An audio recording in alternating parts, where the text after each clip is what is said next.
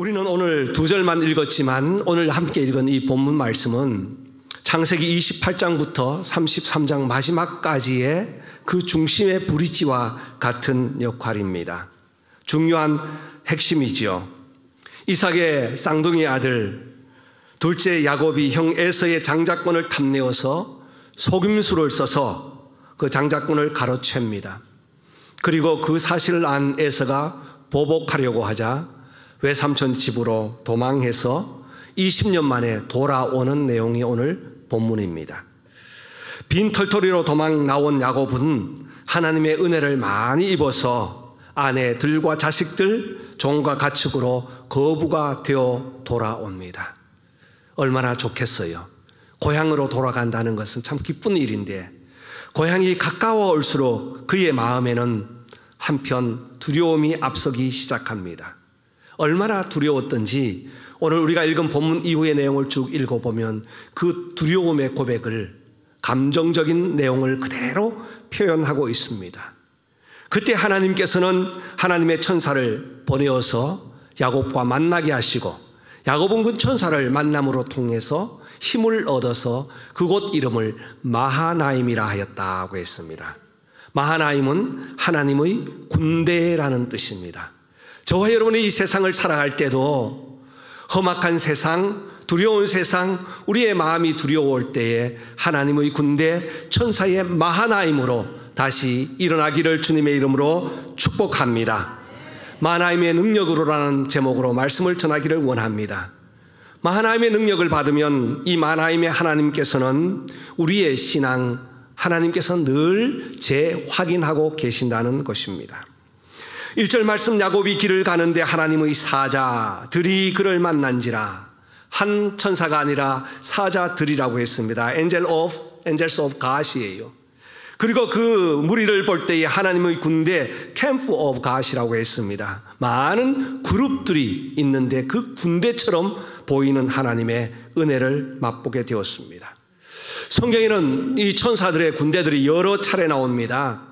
시편 34편 7절에도 여호와의 천사가 주를 경외하는 자를 둘러 진쳤다 할 때는 이 그룹들이 나와 진쳤다는 거예요.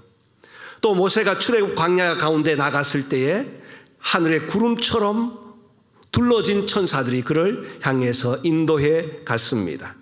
시편 91편 11절 고백 속에서 그가 너를 위하여 그의 천사들을 명하사 내 모든 길에서 너를 지키게 하심이라. 모세의 기도 가운데서 그런 내용이 나오고 있습니다. 이와 같이 야곱에게도 하나님의 천사 군대들이 나타난 것입니다. 이 군대는 오늘 처음이 아니라 이전에도 나타났는데 도망할 때 창세기 28장에 보면 그가 형 에서의 눈을 피해서 열심히 한 길을 달려 도망을 갑니다. 해가 저물어 광야에서 돌을 베개 삼아 잠을 자는데 하늘에서 하늘이 열리며 천사들이 사닥다리에 오르락 내리락 하고 있는 장면을 보았습니다. 두렵고 떨릴 때 누가 나타난다고요? 하나님의 군대가 나타난다는 거예요. 물론 천사지만 하나님께서 직접 그 가운데 임재하시기도 하시고 하나님을 호위하는 천사들이 그룹으로 나타나서 힘을 주고 위로해 주었다는 것입니다. 이 장면을 보았던 야곱은 너무나 기뻐서 그곳 이름을 베델이라고 하였더라. 그곳이 바로 하나님의 집이었다고 고백했습니다. 하나님이 여기에도 계시구나. 도망 나와서 광야에 있는 그 순간에도 하나님이 계시구나 하고 베델, 하나님의 집이라고 일컬었습니다. 그때 하나님께서 야곱에게 약속하셨습니다. 내가 너와 함께 하겠다. 내가 너와 함께 있어 내가 어디로 가든지 너를 지키며 너를 킵하겠다고 했습니다. 너를 이끌어 다시 돌아오게 할지라고 약속했습니다. 여러분, 지금 도망하는데 이 약속을 받았으니 얼마나 감격스러웠겠습니까? 언제 돌아올지 또 어느 때 올지는 알 수 없지만 하나님이 함께 하시고 어디를 가든지 지켜주시고 돌아오게 하겠다는 그 약속을 믿고 야곱은 출발해서 도망했습니다. 비록 도망자의 신세지만 그는 믿음을 가졌어요.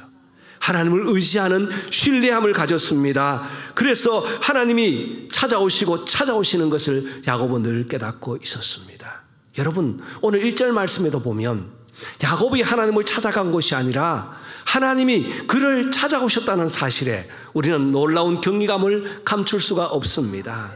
하나님은 언제나 우리를 찾아오신다는 사실입니다. 우리가 약할 때, 우리가 두려워할 때에, 우리가 힘들어할 때에, 우리가 공고할 때에, 어려움 당했을 때에 하나님은 우리를 외면치 않으시고 찾아오신다는 사실입니다. 찾아오셔서 어떻게 하셨나요? 약속을 재확인합니다. 야곱이 외삼촌 집에서 생활할 때도 보십시오. 7년간 양떼들을 위해서 종으로 열심히 살았어요. 그때도 하나님은 함께 하셨어요.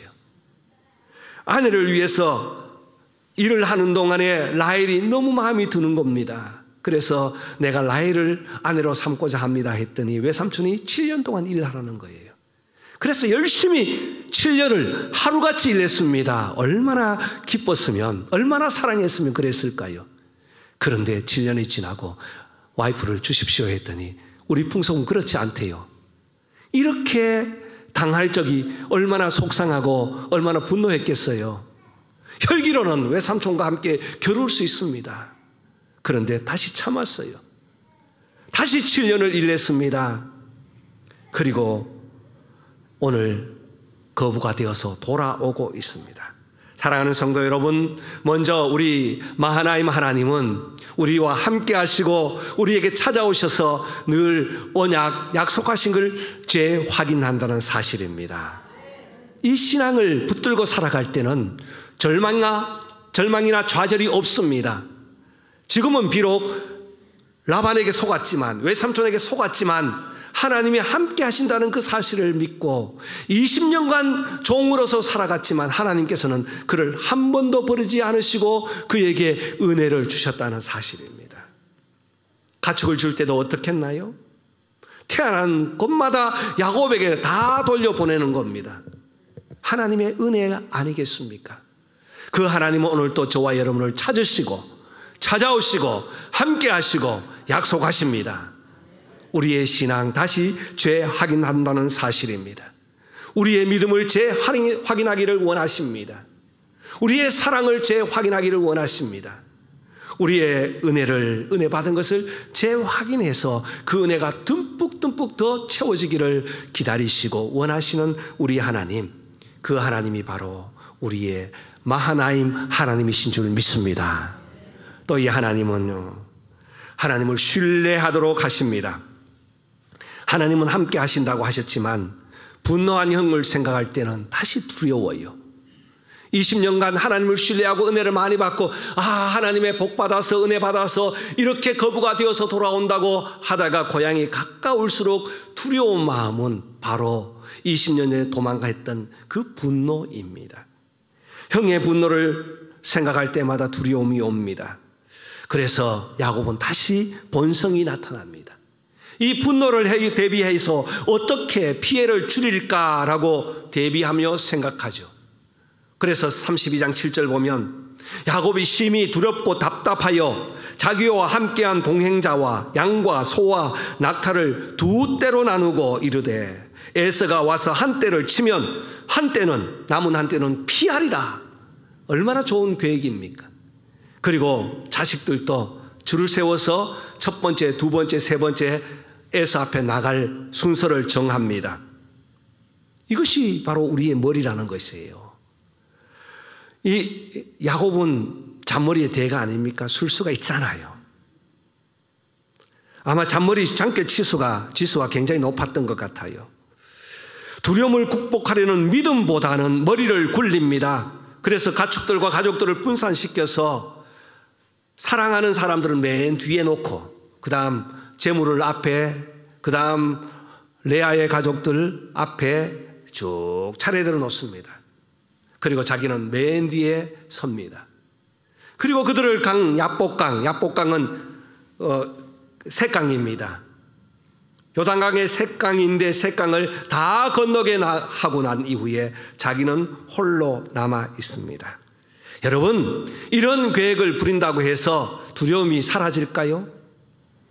그 자식들과 짐승들 다 강을 건너게 하고 난 이후에 혼자 강둑에 앉아있는 야곱의 생각, 하늘을 보면서 이 밤에 하나님께서 어떻게 주실 건가 생각보다는 두려움이 앞서 있을 때 하나님이 그때 찾아오셨다는 거예요.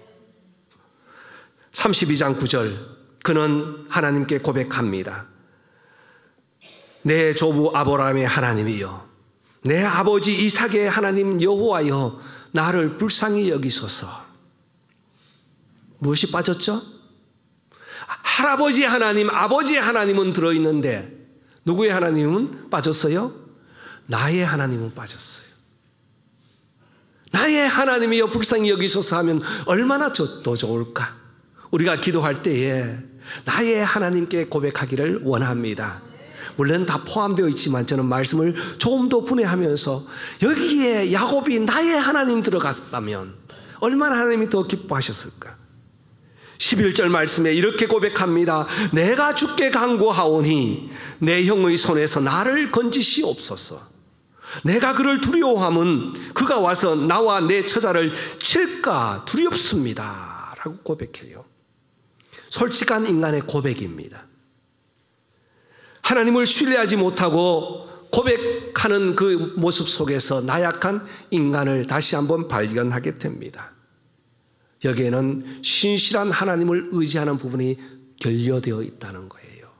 그럼에도 불구하고 하나님은 찾아오셨습니다. 하나님은 보고 계세요. 야고보는 의심을 품고 기도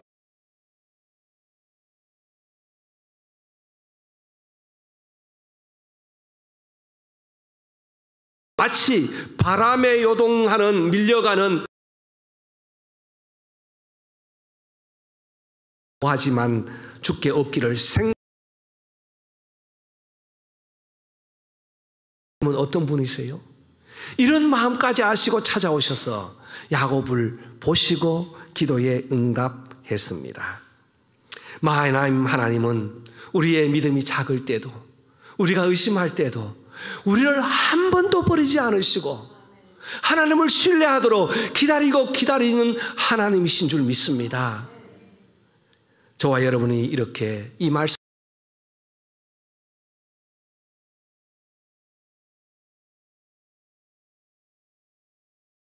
받기를 소망합니다. 내 경험 문제를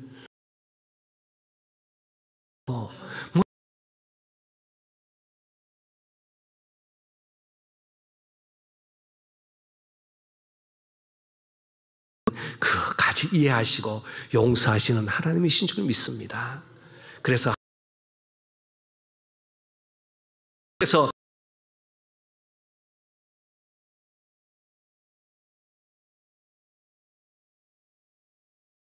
믿음이 더 간절해지기를 소망합니다.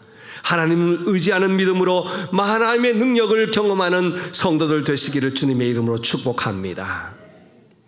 하나님은 우리에게 능력을 주실 때에 두려움을 없애고 새 출발을 하도록 하십니다.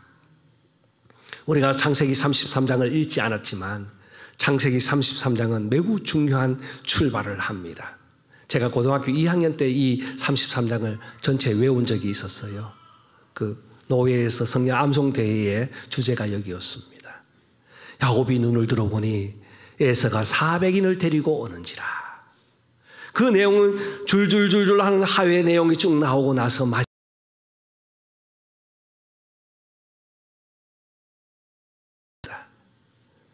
그렇습니다. 야곱은 눈을 보니 에서가 400명을 데리고 온다고 했습니다. 그렇지만 어젯밤에 두려움은 오늘 당당하게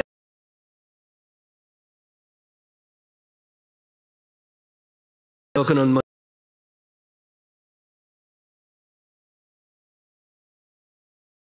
합니다.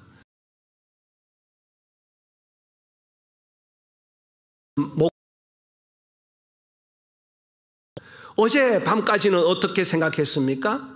자식들을 먼저 다 보내고 재물을 보내고 그 다음에 자기가 맨 뒤에 섰는데 오늘 만나는 장면은 절룩거리면서 환도뼈 친 그 자리에 절룩거리면서 형 앞에 먼저 나갑니다. 먼저 나가서 몸을 굽혀 절을 합니다. 형님, 바로 접니다. 형님, 이 예물을 받으시옵소서. 형이 뭐라고 합니까? 나에게 있는 것이 조카오니 괜찮다, 괜찮다, 동생아. 이 아이는 누군가? 하나님께서 은혜를 주셔서 하나님께서 나에게 주신 유업입니다. 이쁘다 하는 장면이 32장과 33.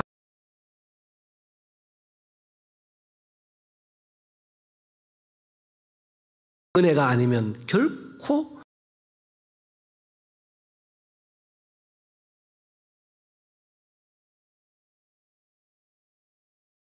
면서 하나님의 은혜로 살았다 하는 것을 그 장면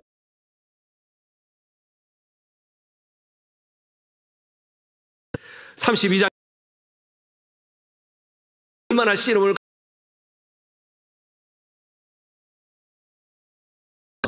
그런데 아이 물고 늘어져요. 오늘 은혜를 주지 않으면 내가 내일 형 앞에 나갈 수 없습니다. 은혜를 주십시오. 변화를 주십시오. 하고 간절히 간구합니다. 그때 천사가 환도뼈를 쳤어요. 쳤더니 절룩절룩거리면서 나가는데 절룩거림이 은혜가 되었다는 겁니다. 사람이 볼 때는 저렇게 됐네 하지만 이것이 은혜가 되어서 모든 은혜로 하나님의 놀라운 축복이 이루어졌다는 겁니다. 창세기 32장 28절에 말합니다. 다시는 야곱이라 부르지 말고 이스라엘이라 부르라. 너가 하나님과 겨루어 이겨노라. 아멘.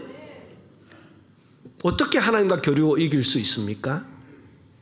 바꿔서 하나님이 저 주신 것이죠. 예를 들어 볼까요? 우리 김창수 집사님 손자가 할아버지하고 씨름하자고 자꾸 덤벼요. 그런데 한번 넘기면 또 일어나서 붙는 거예요. 그러면 할아버지 어떻게 하겠어요? 김창수 집사님? 예, 어떻게 하시겠습니까? 예, 자꾸 덤벼요, 자꾸. 그러면 나중에는 할아버지 또 합시다. 할아버지 또 씨름합시다. 하면 어떻게 해요? 그때는 져주잖아요. 아이고 하면서 져줘요. 발일에 그릇 걸면 말이죠. 이와 같이 하나님 입장에서는 져준 것이지만 야곱은 새로운 이름을 받아서 이스라엘이라는 이름을 받게 되었습니다. 사랑하는 성도 여러분, 저와 여러분도 마찬가지입니다. 하나님 앞에 간절히 구하십시오.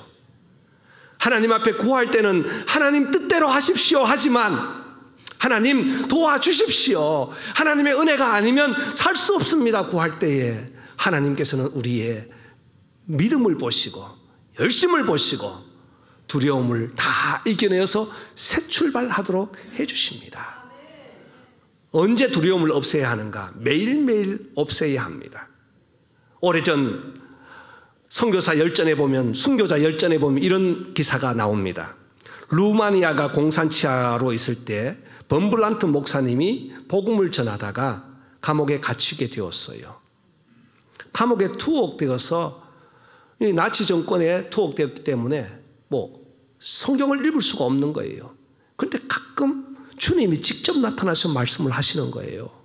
두려워 말라, 두려워 말라. 이 말씀을 듣게 되었습니다.